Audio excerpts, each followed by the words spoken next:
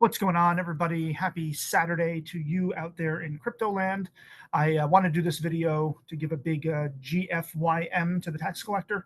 And with the recent rumors about USA cryptos being exempt from taxes if you hold them from a certain amount of time, I think it was the rumors that's being floated around is 3 years or more by the Rumor Sell the News. I'm going to show you kind of a way to skirt that even for non-US crypto companies, and I'm going to show you kind of a little bit of a different strategy that may have been talked about before or may not.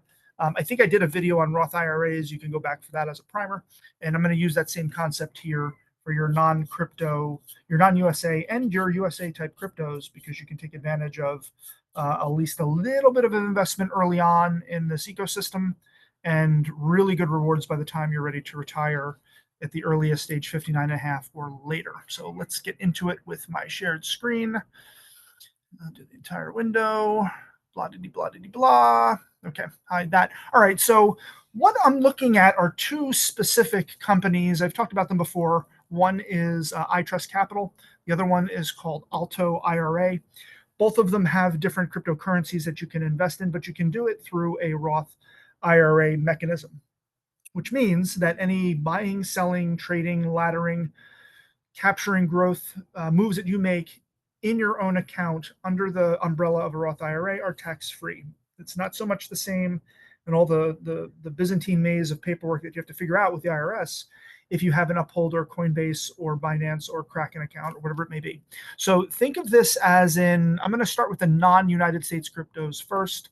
I highlighted VeChain and Tron because out of the ones at least with potential that are non-United States, those are the only ones that I could find on at least the iTrust Capital and also the Alto IRA marketplace. Now they may be adding more. I'd say, pay attention to non-US cryptos like XDC, which I think we are, going after the derivatives market and even some supply chain stuff. Same thing with VeChain. VeChain's going after supply chain markets as well. Sologenic from United Arab Emirates, UAE. They're dealing with the whole smart contracts ecosystem on the XRPL. Tron is definitely available through, I think, one of them. I think it's Alto IRA is who they're available for. Tron's going to be dealing with digital content creators, kind of avoiding third parties like you have to do with current content creators now. And then Velo is actually an interesting one. All of these really, except Solo and XDC, are kind of my lottery tickets. Not encouraging you to buy, not encouraging you to sell, not encouraging you to trade. But Velo's looking to tokenize the debt market, and that is absolutely enormous when you're thinking about it. If you saw my video on tokenization of real estate, just think of that same concept, but just on debt that has accumulated, whether it's business debt or personal debt, wide open and for very cheap, but not available through the IRA mechanism, but it is available on Uphold. And the thing with an IRA, and particularly a Roth IRA, is that you're only allowed $7,000 as a cap. So $7,000 is your cap for the year. Now, if you're over 50, that cap is $8,000. They give you kind of like a $1,000 catch up on it.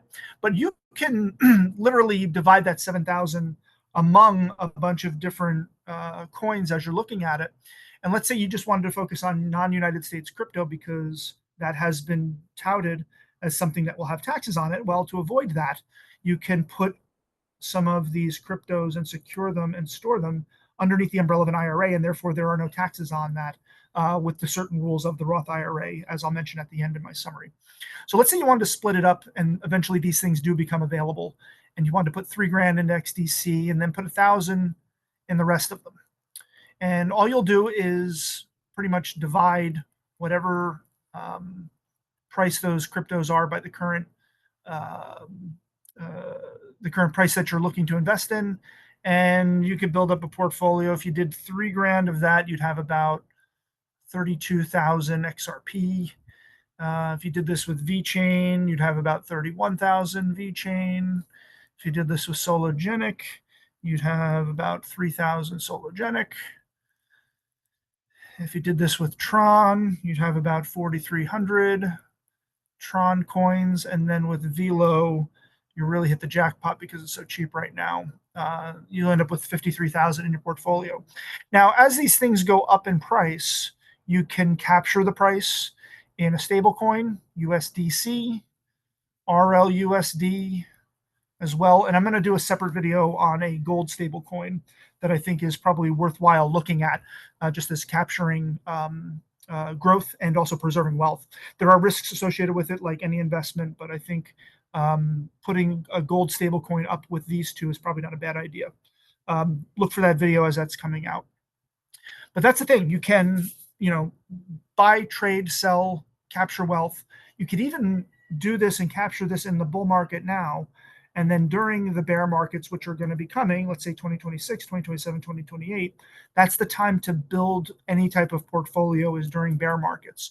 So you can run this up, capture it this year while the bull market's going on, and then recalibrate it as you're adding more coin or adding other investment opportunities that come underneath a Roth IRA, because you can't cash out on a Roth IRA until you're at least 59 and a half years old. So if you're 35 years old right now and you've got another 20, 25 years of investing, you can capture some exponential growth right in this sweet spot bull market to the bear market, and then just leave it there, and then hold on to it. And let's say you get 35 million in your IRA, that's all tax free. And these are tax free from non-United States crypto companies. So even though XDC, Solo, and Velo aren't available yet on these platforms, they could be. I'm keeping my eyes open on these two companies specifically, and I'm going to be looking for more that offer IRAs.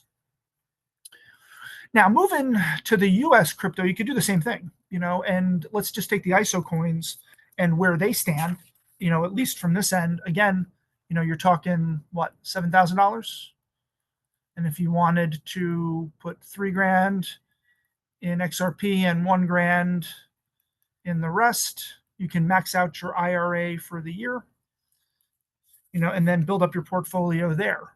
Even though it's tax free, you have to hold it for 3 years. Let's suppose you're 57 years old and you want to start taking out at 59 and a half. Well, if you buy today, that will not quite skirt the 3-year issue, but you can put these underneath a Roth IRA. And if you're close to retirement, capture the growth and then live out on that growth and put it into some vehicles that invest, that allow you to invest in income portfolios. For a few of you, I've emailed back and forth. We've also done some Zoom calls. I've shown you what those portfolios look like when I build them out in order to capture and preserve that wealth, in order to provide you income in retirement. You would just take the volatile assets where they are right now, capture the growth, and then transfer it into an income portfolio. So if you did this with XRP, you could get, $3,000 will give you about 1,200 XRP. Cardano, about 1,400 with 1,000 in. HBAR, 4,300 HBAR. Algo, you'd get 3,600. And then you get about 3,000 XLM, just by maxing out your Roth IRA. And you can do this for 2024 still. So if you haven't put anything for your Roth IRA yet for the last tax year, you can do that. And then you can do the same thing for 2025. So let's just say you have an extra 14 grand lying around, or maybe you've earned 14 grand on some of your trades already that have gone up just these past couple months. You could shove 7 grand into the 2024 tax year. The next day, shove 7 grand into the 2025 tax year, max it out. You won't have to put any more in. And then you could literally double everything all the way down, and then trade accordingly as the bull market keeps going. Trade, sell, ladder, grow, put it into stable coins, doesn't matter. Just do understand, I'm going to give you kind of the pros and cons as I summarize this. And I'll put in the either the description or the comments, the two places to go for this: iTrust Capital and then Alto IRA. So summarizing this in the best way I can for a Roth IRA for crypto, there are pros to this and cons to this. And the pros are you avoid taxes on all trades. You can buy on Monday, sell on Tuesday, flip it into HBAR on Wednesday, liquidate it all, and then put it into XLM on Sunday. It doesn't matter. Any type of movement you make under this umbrella, you are avoiding taxes on these trades. You don't have that protection when you're on Coinbase, when you're on Kraken, when you're on Uphold. Now, that laddering video I did probably last year, 8-9 months ago, You can take a percentage of those coins, put them into other coins as we did, build a portfolio for retirement with this kind of growth. You're not going to get that from ETFs. You're not going to get that from mutual funds, and I sell mutual funds, and you're not going to get that from very limited stocks that are out there really on the penny stock level to see that same kind of growth.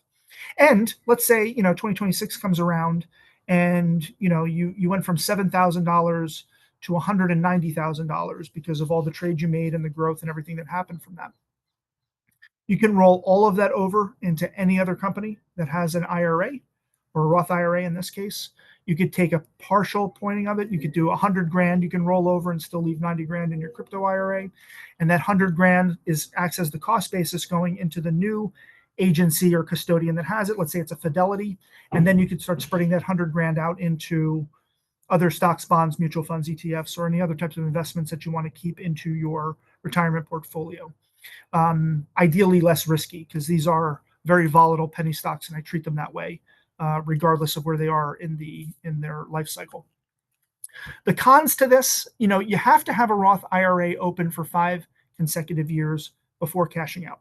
So if you are 56 and you want to retire at 60, you have to wait till 61 for this IRA, because you have to keep it for 5 consecutive years to avoid penalties and withdrawal fees. And the minimum age you can do that is 59 and a half. So if you are 49 years, 54 years and a half right now or younger, and you just start your Roth IRA, you can pretty much hit that sweet spot of age 59 and a half or older before you start cashing out. And so therefore you won't collect any penalties on that.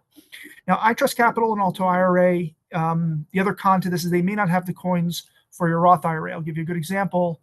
I did not see XDC, Solo, or Velo with those 2 companies.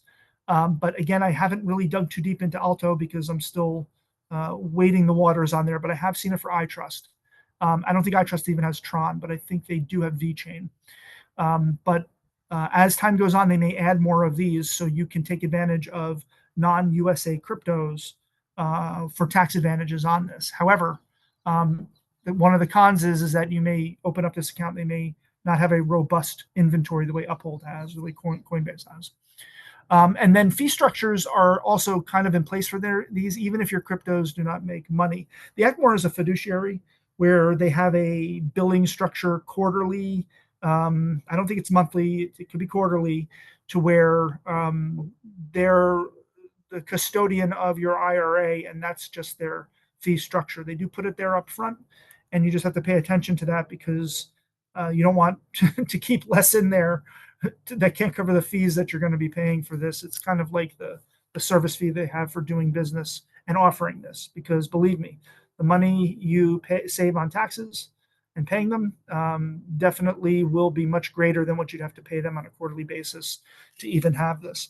And the last con I didn't put up here, but I'll just talk to everybody about it, is that I keep talking about a lot of these plays as I treat them as penny stocks, and even Ripple, XRP, even though they've broken out of that penny stock realm, they still haven't hit that magic number of $5 per coin yet. And anything below $5, you've probably heard this before, is that institutional investors get very antsy on having anything that risky in their portfolio.